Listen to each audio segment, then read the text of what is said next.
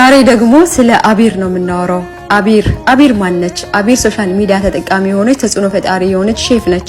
አቢር ሰሞኑን አግብታለችና መነጋገሪያ የሆነች እንስት ሆናለች በዚህ ሰዓትና ምንድነው መነጋገሪያ የሆነችበት የሚለውን ላጋራችሁ። እንግዲህ ሶሻል ሚዲያ ያለውን ሰው በሙሉ ማነጋገሪያ የሆነው መህሯ ወይም ጥሎሿ ነው። ከማንኛውም ወርቅና ገንዘብ የበለጠ ውድና የሚያምር ነገር ነበር።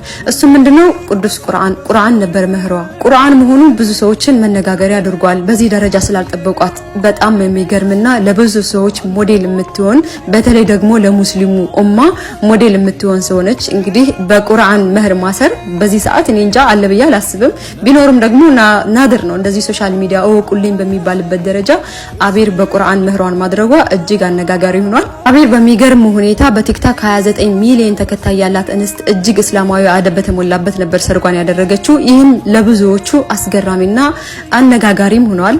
እዛም ነው ረሱል አለይሂ ሰላቱ ወሰለም በላጩ ኒካህ መህሩ ቀለል ያለ ነው ያሉትና ኢንሻአላህ ይወሰል هذه المقطع عند أبير. ألف صلاة والسلام عليك حبيب الله محمد.